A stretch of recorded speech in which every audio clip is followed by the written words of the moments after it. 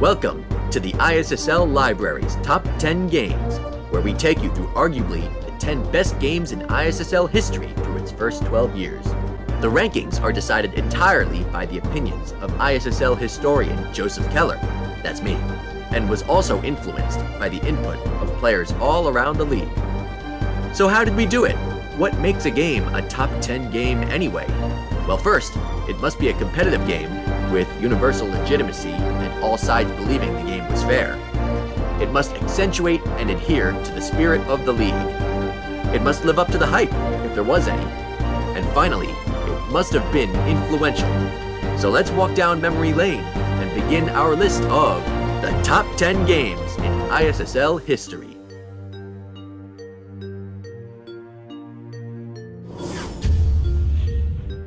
To start the list, we jump right into the middle of a power shift in the league, following a blowout all-star game featuring Joseph Keller and Eddie Heiss having career games. The league was looking to rebound with a competitive August game.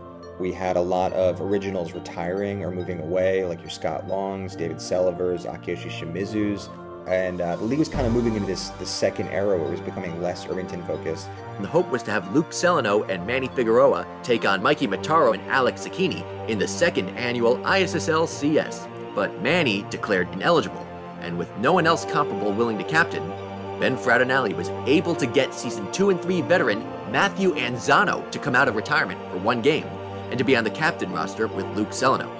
Since he didn't know a bulk of the players from the current season, Luke had to make most of the decisions. Meanwhile, the league-wide power struggle continued up to the draft, as Mikey and Alex were expected to take Joey Mataro with the first pick, and Luke and Anzano were dealing with the mind games from that, as well as trash talk from Joseph Keller, coming off his big all-star performance, and dealing with Manny Figueroa, who now redeclared eligibility to be drafted. When the draft came, Mikey and Alex won the toss, and elected to take the first pick to get Joey Mataro, who even showed up to the draft filming. Luke and Anzano selected Keller and Manny. The rest of the draft went mostly reasonably, other than Scott Long going unusually high and Evan Childs unusually low. However, there was one baffling move at the end of the draft that needs a deep dive for a moment. So Mikey and Alex selected Mike Fitch with their 10th pick in the draft. Luke and Anzano then took Nick Leonardi. At the end though, Mikey and Alex proposed to trade them back for one another. However, if they knew they wanted Nick Leonardi over Mike Fitch, they could have just picked him instead for the 10th pick. They even both played the same position, so they couldn't have made it to the end of the draft, noticed they were missing a position, and needed to adjust. They played the same exact position. Most of the league received this as a normal trade, with no offense taken or anything, but it certainly wasn't normal. Rather, it was inexplicable. All they did was let Luke and Anzano get away with the player they preferred for no reason at all. Perhaps they thought they'd get both Fitch and Leonardi, but if they couldn't, why not pick the player they wanted then? Probably just a complete mistake. Anyway, following the draft, the most unbelievable thing happened that never happened before in ISSL history. The draft video's posting unleashed a barrage of trash talk from all around the league. In fact, there were roughly 600 comments on that video post alone, not to mention a couple hundred from other threads too. 17 of the 20 players took part, including all of Luke and Anzano's team, and 3 non-players took part too, creating an absolute free-for-all. Several forever remembered lines were first uttered in this thread, and more importantly, Luke and Anzano's team believed they actually were able to affect the strategy using the trash talk, bullying Eddie Fuentes into being the DH, and daring Mikey to try to beat an overshift. There were outbursts and all kinds of drama, a lot of which crossed the line, and you name it. I certainly recall trash talking Eddie Fuentes. It was easy to get under his skin. He was an easy target. I'm not proud of it, but there certainly was a lot of trash talking going on. Ben and I were really, I think, fueling the fire with a lot of our trash talk. We had won a couple all-star games. We were feeling good about ourselves. We created this kind of core 4 bit. I really wanted the league to get hot for this ISSL CS. If I could just spark it up a little bit, that people would go bonkers, and thank gosh they did. Things even went over the top, as Eddie Fuentes temporarily quit the game, and Joey Mataro threatened to do so as well. And Mikey and Alex clearly had no control over the team's messaging. Me and Mikey Mataro are placing Eddie Fuentes at shortstop. And one of the craziest things was, it all started 2 whole weeks prior to the game, and went on the entire time in between. So in the ISSL's history, this was by far the most hyped non-All-Star game ever. Would it live up to it all? how would it ultimately go?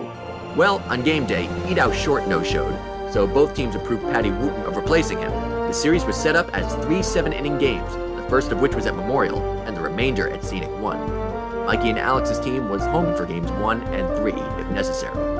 But in just the third at-bat of the game, Evan Childs roped a ball down the right field line that stayed in play, and right fielder Alex Zucchini's throw back to the infield hit the tree and went nowhere, going for a quick 2-run home run. The remainder of the first game went rather quick, as the road team won 5-1. And as the home team, they even took a 2-run lead in the second game at Scenic, thanks to big hits by Patty Wooten. However, Mikey and Alex's team rallied, aided by multiple errors by shortstop Matt Anzano, including 2 overthrows of first base. This sent the series to a decisive third game, which would go back and forth. Manny Figueroa doubled in Joseph Keller in the top of the first, but a pair of sac flies gave Mikey and Alex's home team the 2-1 lead after 1 inning. But with the bases loaded and 2 outs in the top of the second, Mike Fitch drove in 2 runs with a single up the middle, and the game remained close as Matt Anzano and Nick Leonardi traded 2-run home runs, blasted to left field. And after the 6th inning, it was 8-6 road team. But in the top of the 7th, Joseph Keller tagged up on a foul out to third baseman Nick Leonardi and caught him by surprise and scored. And the home team went down 1-2-3 in the bottom of the 21st and final inning. Ensuing was the largest on-field celebration ever for a non-All-Star game, and forgiveness was in order for many of the involved players. Was all the commotion positive for the league? We may never know, but it was undoubtedly the craziest 2 weeks in ISSL history. Trash talk is good for the ISSL. It can even lead to extra motivation for people.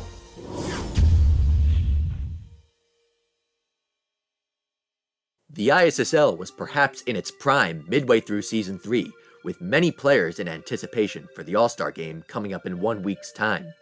It was time for the weekly Sunday primetime game under the Scenic 1 lights, which was a staple of the league from Seasons 2 to 4. The league had great success in their Sunday games that year, and it was at its best on this Sunday, 1 day prior to the draft for the big game. By far, one of my favorite traditions from the ISSL was the Sunday night games under the lights. I think there was nothing more legit than being in like one of the most beautiful parks in Westchester under like stadium lighting. Joseph Keller captained the road team, and as usual for Season 3, he picked Deepak McCleary and rookie Sam Goldman with his first 2 picks, and they built an early lead. But just as classic ISSL regular season games go, each team was able to push runs across at different points in the game, with all players on both sides contributing to both the hits and the usual errors. And in the bottom of the 8th inning, the home team stormed back with a 3-run rally to take a 1-run lead. In the top of the 9th, Keller tripled and Goldman hit a sac fly to tie the game, sending it to the bottom of the 9th. But leading off was Joey Galano, a young player beginning to catch fire in his first full ISSL season. Everybody said, use the metal bat, it'll go further, but I knew what I was doing, knew what I was capable of with the wood bat, got a good pitch, gave it a good ride. He blasted a ball deep to right field, way over the heads of outfielders Tom Celano and Greg Milley, and into the gap. By the time the ball had finally made it back to the infield, Galano was already racing home, and Freddie Figueroa's relay throw sailed over the backstop, going for a walk-off home run. The league was sent into All-Star Week with a bang, with a moment that many players remember very well. It just felt huge for the league. It felt huge for me. I felt like here was this sort of timid character who came in, not even sure if he wanted to play with us, and now he's making this huge game-changing play, and whether or not he was on my team, I got excited about that because I knew it was great for the league, it was great for Joey, it was great for everybody. In Season 5, the members of the league were well on top of which fields were available on which days. And on a Tuesday, when Scenic wasn't available, Memorial wasn't available, and even Mazzaros wasn't available, the game usually can't happen. So what do? Move the game to another town. A quick decision was made to move the game 3 miles south to the village of Hastings-on-Hudson. With Zinsser Park, the only softball-sized field, occupied as well, the game was played at the high school baseball field on the Burke Estate property. Joseph Keller had to bring throwdown bases, and the players had to debate where they would be set up. At the time, there was a temporary home run fence set up for the baseball field. So they decided to set up the game so that the home run fence would be somewhere between 230 and 250 feet away. So it was tough enough convincing players to show up at all, and no one expected a high-quality game to ensue. But everyone was in for a surprise. First of all, this game was the debut of Nick Cipriano, a staple in the league for the next few seasons. Then, 2 surprise players showed up about 1 inning in for the first time in a while, and for their final times ever, Jaleel Hemans and Jimbo Monteleone. And it was even more surprising that they showed up for their final games ever in Hastings, of all places.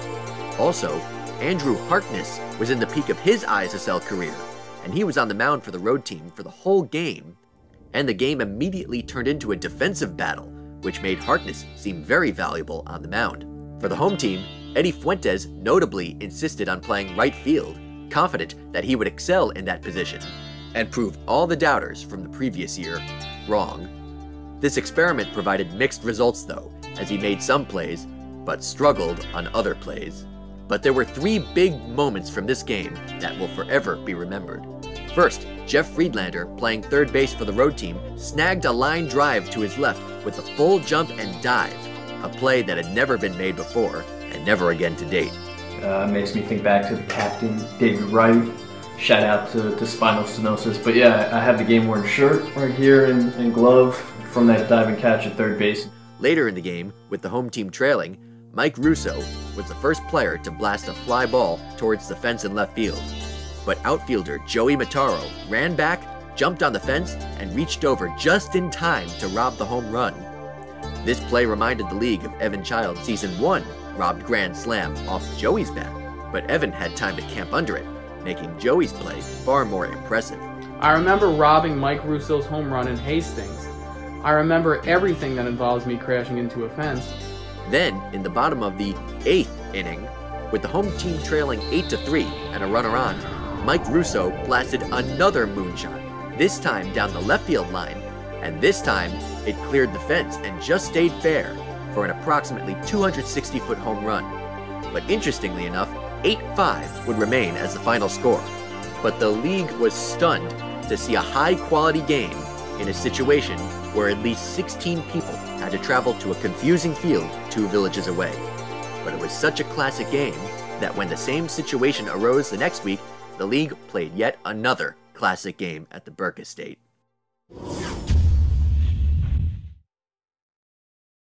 The ISSL had occasionally played other clubs, like other Irvington groups in Season 1, a rival club in Season 2, and Steve Becker's team early in Season 3. And then later in Season 3, a game against Ardsley, set up by Evan Childs. However, all of these games took place in Irvington, familiar ISSL turf, and in the case against Ardsley, everything went wrong in that game. So when a rematch was scheduled, and when the ISSL got the call to go on the road and travel to a marquee game, it was a big deal. It practically turned the pickup group into a fierce, competitive team, ready to take their show on the road and present itself to the outside world. But they weren't just going to any field in Ardsley. This particular field was hidden behind all of the fields at the Ardsley High School, making it feel like a secluded pickup softball haven where anything could happen. And this change of scenery did seem to affect the players too, as they clearly brought more heart to the game when they had to travel to unknown territory for it, rather than doing business as usual in their own backyards. And they seeked revenge against a team that blew them out 1 week earlier in their hometown.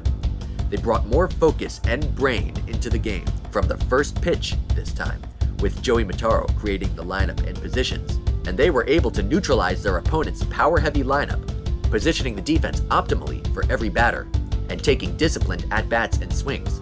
The result was a back-and-forth affair throughout the entire game, testing the will of all the players on both teams. And right in the middle of their final comeback in the penultimate inning were Peter Tallarico and Jeff Friedlander, who had both missed nearly the entire ISSL season. Tallarico had a game-tying inside-the-park home run, and Jeff Friedlander's hard ground ball was booted in the infield to score the go-ahead run. But like any classic game, it came down to the final moment, because with a runner on and 2 outs in the bottom of the last inning, Ardsley's power hitter drove a ball deep into center field, But Joey Mataro was positioned perfectly and was able to easily backpedal into the warning trench and make the game-winning catch. The ISSL team had seemingly slain the giant, and it seemed like all their hard work paid off in a classic game in unknown territory. Of course, the team didn't know what was coming up the following year, but it was still a huge moment at the time. It was just really nice to play a big game where one set of ISSLers didn't have to lose.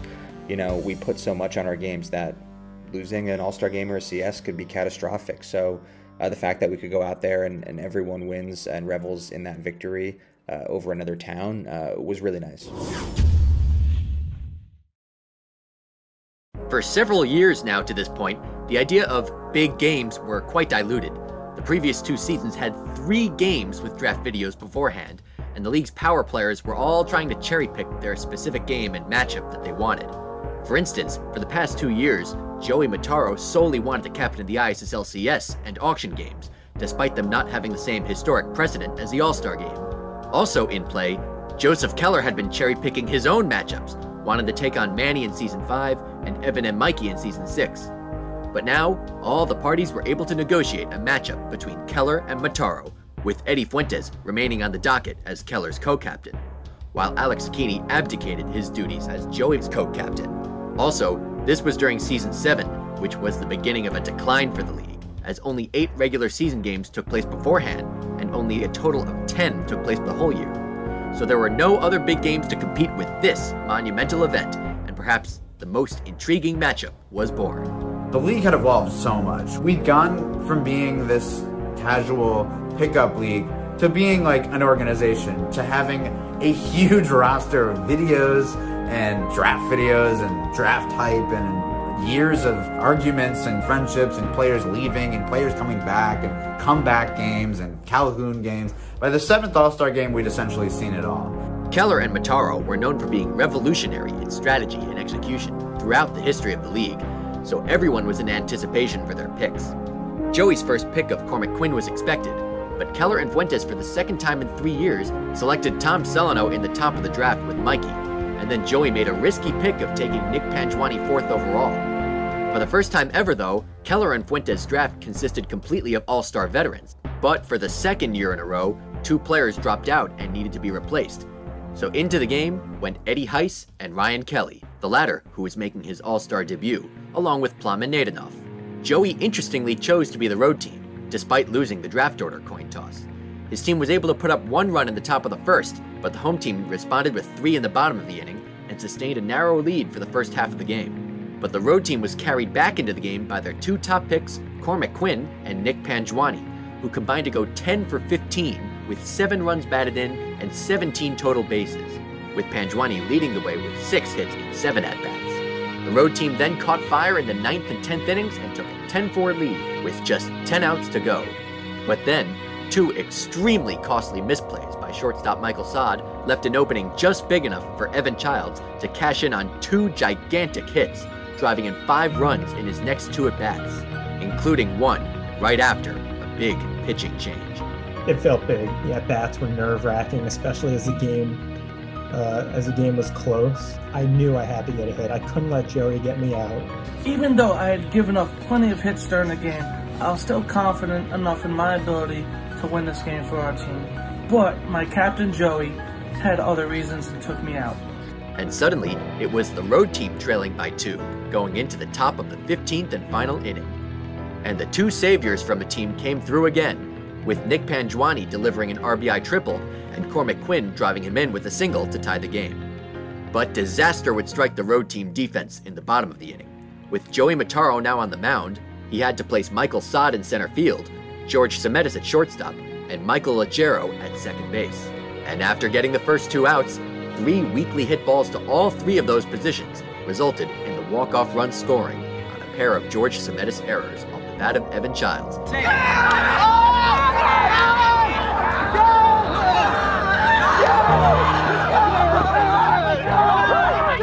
Seeing Eddie Fuentes stomp past home plate, that image is one of my favorite memories from the league. So it was a wild game from start to finish, and it was an incredible culmination to a competitive, albeit short, ISSL season. And many in the league could argue, that the last several All-Star games did seem to build up to this one, and to have an extremely close and competitive game take place on the highest stage of the ISSL is as perfect of a game as you can have. But what makes this game even more interesting? Let's take a look at the numbers. Batting average? Yeah, advantage home team. But look at the identical metrics. Average with runners in scoring position, combined hits and errors, extra base hits, combined errors and misplays, runners left on base, and even percentage of balls pulled. Practically identical. So in the end, it came down to the smaller things, like batting average on pulled balls, but more importantly, strategy. It goes without saying that Joey Mataro coming into pitch with 2 outs in the 13th inning with the bases loaded in a tie game was a bad decision in retrospect, as he didn't get the key outs. And the defenders he moved behind him couldn't get the job done either. But this also showed the key difference in drafting strategy between him and Keller too, for Joey often considered his defenders after the draft rather than before. Even prior to him coming into pitch, Michael Sod and Nick Pangiwani were not in optimal positions and both made key misplays earlier in the game. And without Sod's 2 misplays in the 12th inning, the game easily could have gone completely differently. This whole game was so intriguing that the ISSL Library analyzed all of the numbers, strategy, and even the draft strategy in a 13,000-word report that we're now excerpting from. Link for that file is in the description. But all in all, it's clear how big this game was when it was conceived, and how unbelievable it ended up playing out. Mental blunders, costly errors, putting the guy at the wrong position can cost the team a game, and usually that team never wins. Even though the 2016 All-Star game wasn't my first one, it was still very emotional for me because it was the closest I had come to actually winning one. This game would not have had the same effect had it been in the earlier seasons, as it was pretty clear that this game took all 7 years to build up. While this game wasn't vital to the creation or longevity of the league, it was rather a product of it, and for that, we should all be thankful. When the league was in its first few weeks, most of its games were played at the historic Scenic 2 field. It certainly was a fun field to play at, with or without full lighting. There was a home run fence in left field 200 feet away, which most players flirted with, but fell short of more than half of the time. However, 2 days prior, in a game at Memorial, 2 power hitters from Dobbs Ferry joined the league. Their names, Joey Mataro and Deepak McCleary. And now, they'd get their chance with the 200-foot fence at Scenic. And from the get-go, it looked like no challenge at all for Joey, as he homered in over half of his at-bats in the game, providing a steady stream of runs for the road team. I remember when we used to play almost every day. I remember bashing home runs on Scenic 2 as a teenager. However, the home team's defense was superior, with Joseph Keller, Manny Figueroa, and Jonathan Cohen manning the outfield for most of the game. And with the road team's infield, as usual for Season 1, making a ton of errors. The game remained competitive the entire way, with 2 full teams battling it out and the home team maintaining a slim lead throughout, with the help of many home runs, and the road team staying alive thanks to Joey's home runs. I remember our team was really excited and riled up, because late in the game, I got a single to left field, and my whole team on the sideline was going, oh, oh, oh, oh, from like the middle section of Viva la Vida. Eventually, with the Scenic 2 lights turning off, and with the game relying on lights from the other field, the teams decided it would be declared the 8th inning, and with a 2-run deficit in the top of the 9th, Joey Mataro was up with a runner on, and he hit a ball deep to left field, right near the top of the wall. Left fielder Joseph Keller had a beat on it, but at full speed, he collided with the wall as the ball sailed over. I crashed into the fence, lungs first, and I was in so much pain, and that play single-handedly made me leave the outfield, and I became a third baseman. The game remained tied for the rest of the inning, and that sent the ISSL to its first ever extra innings game. Yep, on a Monday in June, the players continued into the 10 o'clock hour to play out what was, at the time, the biggest pickup softball game of their lives. And after a scoreless 10th inning, Joey Mataro again stepped up with a runner on in the top of the 11th and blasted another home run. No collision with the wall necessary. That left the home team down to their final 3 outs. But with a runner on and 1 out, Manny Figueroa hit a fly ball the other way to right field. Will Tamura ran back, but the ball tipped off his stretched glove and went over his head. Manny went all the way around the bases to tie the game once again and force the game to a 12th inning. And in the bottom of the 12th, the home team loaded the bases with 1 out, looking to end the game once and for all. And This time, at the plate was lighter hitter David Selliver, but he would come through with a hot shot through the right side, ending the classic marathon game mere minutes before all the lights went out. Of all the nostalgic moments and all the mystique and aura of Scenic 2, this was perhaps the pinnacle of Season 1. It was just a fun thing to do. We all just met up at Scenic. It was fun to meet up with everyone, play a competitive game, banter. It was just a really nice time that bound so many of us together the summer before we would go off to college. Scenic Field 2 is where this league was born, and it's where this league should be buried. In the first 4 seasons, the idea of a Thanksgiving game was always a big event to look forward to. After another incredible season, getting one more chance 3 months later to relive the nostalgic summer antics felt like a very welcome break in the long off-season, heading into the winter. And what could make it even better and give the league more of that mid-season taste? How about having a full squad of exactly 18 players and a competitive game from start to finish, in perhaps the coldest ever ISSL game, at 40 degrees Fahrenheit. It was always fun just to see the group again. I don't know if I really expected to get a real game together. In the beginning, I felt that the league was essentially invincible. We could do anything, including putting on a game in November, in the middle of the football season where people were less interested in baseball. Joseph Keller and Michael Rosenberg were the captains, and Keller won the rights to the first pick of Manny Figueroa, so they arguably had an unfair advantage. And their squad of power hitters took a big early lead, scoring 6 runs in the top of the first inning, and it looked like it would turn into the usual November blowout, which is usually how the Calhoun games went. However, this time, the home team didn't fold and go down quietly. They chipped away little by little through the innings, as the snow started to fall, for the first and only time ever in ISSL history. The home team had cut the deficit to 2 runs by the time they decided it would be the 8th inning, when the teams were down to 8 players each. And in the bottom of the 8th, a combination of hits and errors sparked a 4-run rally, giving the home team a 2-run lead, needing only 3 more outs. However, it all came down to Joey Galano with 2 outs in the top of the 9th inning, with the tying run at 3rd and the go-ahead run at 1st. He was just 4.5 months removed from his classic walk-off home run. I've been given the nickname Mr. Clutch. I had another opportunity to live up to that name, and I did.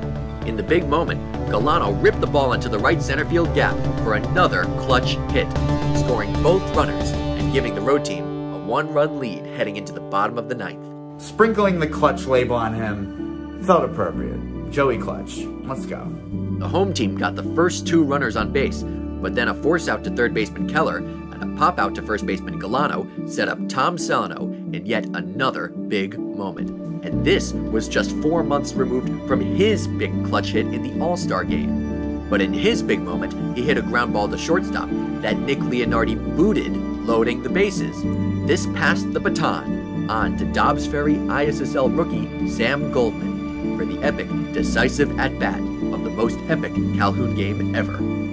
He hit a high pop-up over third base, and even though there was a collision between Joseph Keller and Nick Leonardi, causing everyone to hold their breath, Keller came down with the ball, and everyone on the road team could exhale.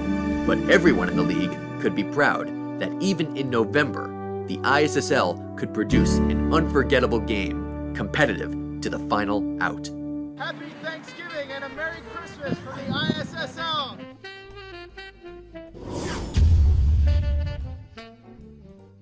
As memorable as the other Season 1 game on this list played out, when people think of Season 1, there was no game more memorable than the first ever All-Star game. And of course, this wasn't regarded as the first All-Star game at the time. It was just the All-Star game. We have to put this game in context, first of all. As unbelievable as the first season was, it was filled with chaos. Many games were played with low attendance, some were ridiculously high attendance. Some games took up entire afternoons, some started after 8:30 p.m., and some were cut off by the lights going out. Many games were filled with home runs at Scenic 2, and many had errors practically every play. Many involved Patrick Edelman trying to call himself safe on the bases every time.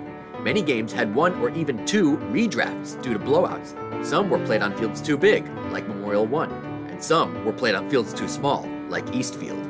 Any given night, we would have between 15 and 25 guys show up and just play softball for 2 to 3 hours at a time. It was just fun. It was lighthearted. It was at times pretty chaotic. These games were hysterically fun, but didn't really amount to anything more than a sloppy pickup league. That's probably why Patrick Edelman wanted to create one game where the players would be pre-selected, the teams would be drafted, and the game would be taken seriously from start to finish for a change.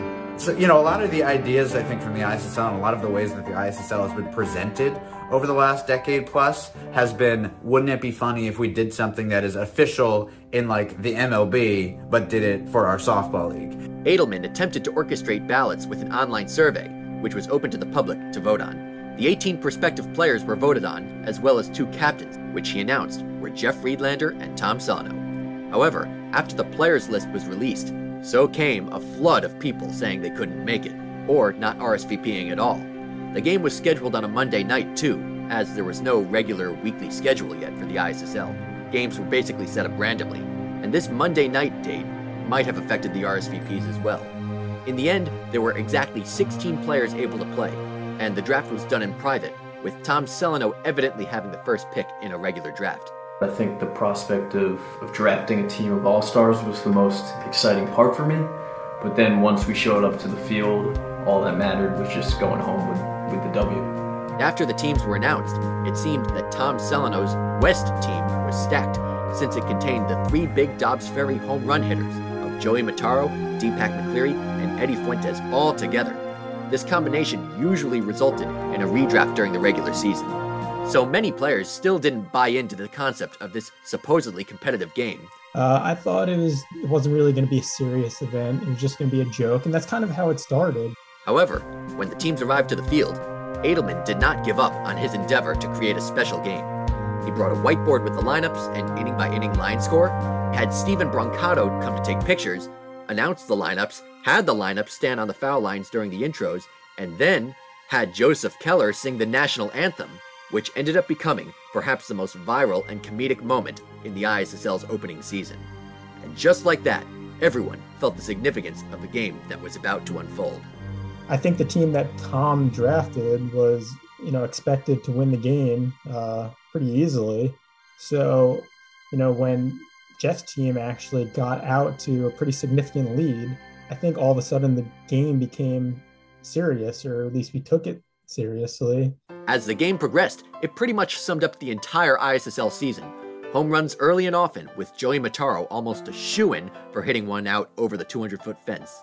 Evan Childs also hit grand slams in his first 2 at-bats. Not to mention, errors all around, silly arguments over plays at first base, players constantly pulling the ball to left field, even the ones who couldn't reach the fence. Clutch hitting by Evan Childs, and defenses usually having only 2 competent outfielders, being 8-on-8. And an overall, a crazy back-and-forth affair. The game was stopped by the park supervisor after too many home runs were hit, so the game had to switch to wood bats. The big issue that followed was that the teams had to make a gentleman's agreement to try to not hit home runs over the fence. But Jeff Friedlander and Joey Mataro still tried to do so integrity was certainly in question. The set number of innings was also changed twice during the game, once of which was due to the delay. But in the end, after a classic robbed grand slam by Evan Childs off the bat of Joey Mataro, the winning run scored for the home team in the penultimate inning on a throwing error, and Ian Bernstein popped out to shortstop Jeff Friedlander for the final out in the top of the 14th inning, with Joey Mataro on deck. Patrick Edelman immediately rushed over to Jeff to start an odd-field celebration and dogpile, just like the final out of the World Series. Directly after, Edelman also handed a certificate to Evan Childs and announced out loud a declaration of him being named the most valuable player, which also began the long-lasting folklore of Evan Childs being the ISSL's quintessential clutch player. I've been eating my words for 10 years after not taking him in the first draft and criticizing Jeff Friedlander for doing so. Everyone in the game realized the unbelievable success of the event and knew it was the perfect pinnacle to the crazy journey of the ISSL's first of many seasons.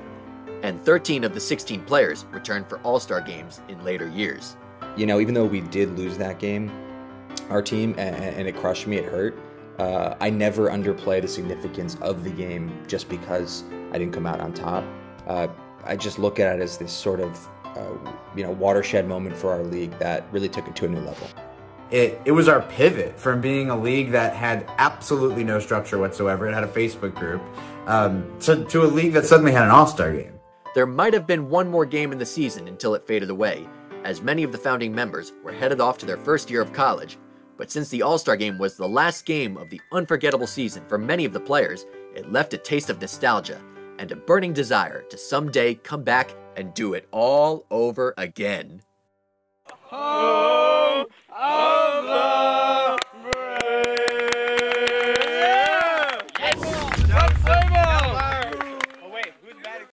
The ISSL was still ecstatic over their 3 wins in Ardsley in 2012, including the first one, as we discussed earlier on this list. And when a 13 matchup was finally settled, the players were excited. Though, ones that were available, that is. Chris Celano had to be the unexpected 9th player to fill the team, as the game was on a Monday, and it was near the conclusion of a long, eventful ISSL season with many tired players. Oh, and not to mention, it was the very day after the lengthy 2013 ISSL CS, with the other 8 players on the team having played all 21 innings. What could be a better exclamation point than to round it all up with another chance at glory in Ardsley like the previous year? Well, hard stop on that, as their fatigue caught up with them immediately, and the game was an absolute train wreck. The ISSL team fell behind 9-1 after 2 innings and 11-1 after 4, with the game only penciled to go 9 innings long. But as we know, the ISSL team came all the way back with a combination of great at-bats, hustle, huge defensive plays, and a lot, and I mean a lot, of luck. Trailing by 10 with 5 outs left, the team strung together a number of line drives as 8 players reached in a row before Evan Child's triple cut the deficit to 1. And after excellent base running in the 9th set up Joseph Keller's game-tying sac fly, it was time for the luck to kick in. 2 Ardsley blasts hit the very top of the fence, and game-saving defensive plays by Joseph Keller and Chris Celano, and a lucky jam escape sent the game to extra innings, where Mikey Mataro's home run set up another 5-run frame, and a surprisingly easy coast to the finish line. It's just crazy to believe that they actually came back and won that game. The ISSL is, in part, about telling stories and having epic memories from such an unextraordinary group of players. But when a game like this happens, it gives everyone involved a story they'll never forget. They'll always have this miracle to look back on, to cherish, and to take all these good moments from, to remember forever. One thing that doesn't surprise me is the fact that we came back that day. I don't care how many runs we're down by, I don't care how many innings are left. We just have so much fight in us as a league. And there was just this intense pride about being not only an ISSL player, but being one of the 10 ISSL players chosen to represent us in a cross-town game. Let's set the stage. The first All-Star Game was an incredible game, and an incredible moment for the young league, which was quickly growing into legendary status. But then in Season 2, the All-Star Game was a disaster, starting with a pair of captains who this time were unelected, making clearly comedic picks, which led to many players not trying, thinking their own captains were throwing the game. Add to that issues on the scoreboard, officiating errors with Mike Fitch umpiring, and Javier being Javier, and basically a sideshow with Max Cohen at the forefront. But the league was ready to move on from that, rebuild the league's legitimacy, and create the biggest All-Star Game imaginable. Ben and Tom hand-selected Joey Mataro and Deepak McCleary to captain against them, and it was clear they were all taking things seriously prior to this draft. I spoke with both sets of captains prior to the draft. I saw Joey at the gas station, and I was messaging around with Ben and Tom, but the mock draft I made didn't prove to be too accurate. To make the draft more fair, the captains agreed to institute a 2nd and 3rd pick link. This effectively meant that the team losing the coin toss would have the last pick in each round, but as a consolation would receive the 1st overall pick. Joey and Deepak, however, after losing the coin toss, used that consolation to take Joseph Keller 1st overall. Not sure that was the right pick. And the funny thing is, in the draft video, when they were interviewing me, I sounded so unsurprised because all my answers were completely pre-recorded. Both sides had strengths and weaknesses all around the field, but the captains and teams were so determined to win that for the first time ever, both teams held practices the week leading up to the game. Our team practiced 3 times on consecutive days in the week leading up to the game. It was so much fun. We practiced our positions against every hitter in every possible situation. And after the first practice, we all sat in a circle while Deepak gave us this big speech about how important the game was and how much it meant to him. A few days later, and a pre-game barbecue at the Edelman house later, the teams finally headed to the field, with their biggest crowd of fans ever waiting for them, positioned behind both dugouts. Let's see more of the crowd. Come on, we got video now. There we go. Despite the iffy defensive skills on both sides, the game was mostly a defensive battle. Each team traded runs in the first inning, and then the home team maintained a one-run lead for the next several innings. These innings featured a double play turned by Joseph Keller, Mikey Mataro and Michael Rosenberg struggling to beat the home team's newly created overshifts, Luke Celano with a running catch, and Joey Mataro manning center field despite a back injury. The teams were not stringing together hits, and runs were at a premium for most of the game. Everyone knew that the first team to break out a significant lead would go on to win the game, but who would it be? The road team tied it at 2 early in the second half of the game, off a Deepak McCleary error, but the home team was able to utilize their fast base runners to break ahead again 4-2. And after the road team evened it again in the 13th, it was all about to go down. The home team finally broke through, and the road team's defensive weaknesses finally gave way, as the home team scored 5 times in the next 2 innings. And it was satisfying, knowing how hard they worked in this game to get to this position, and all the preparation on offense and defense they had to go through. All the hard work was about to pay off, and the stage was set in the final inning, with the rain coming down over Scenic 1. The only thing standing in the way was the heart of the order, who had been shut down all game, but it turned out the middle of the order was just waiting for the final inning to get all their hits at the same time, and they mounted a gigantic rally. It was all up to Freddie Figueroa with 2 outs and the tying runs on 2nd and 3rd. And what came next was possibly the longest at-bat in ISSL history, with tons of foul balls, before Freddie finally roped a single to keep the game alive for Tom Celano, in what would undoubtedly be the biggest moment in ISSL history.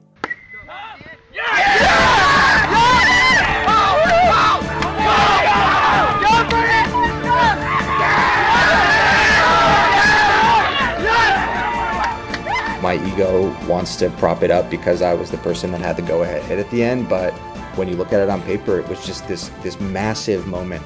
Tom's hit was the pinnacle moment, but it was still only part of the story. Hey, go down, there we go! What's up? The floodgates continued to fall, as now the home team kept on committing errors, and the road team kept coming up with hard-hit balls, and it ended up being a 10-run inning. And now, the home team's lineup was exposed in the bottom of the inning for having too many weak spots. As I was kneeling helplessly on the sideline, Joey was saying to us, "We deserve to lose," and stuff like that, and it hurt, because it was true. 1 out away from winning, and we can never have it back. The team gives up 10 runs in the final inning. They deserve to lose. That is a choke job. The bottom of the order was up with 2 outs, down by 4 runs, and Eddie Fuentes was the final straw, popping out to the pitcher to put a lid on it.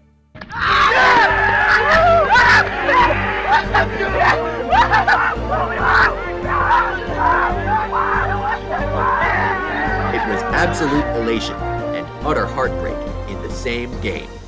The emotions were through the roof, and that was because the game meant a lot to the players.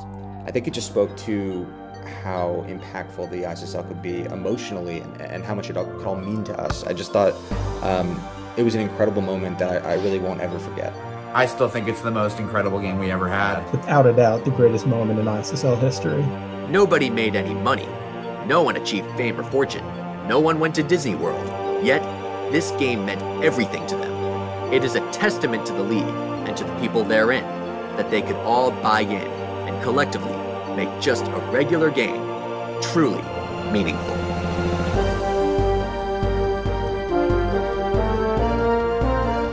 Here are some of the honorable mention games. In contrast, here are some of the ISSL's worst games in league history.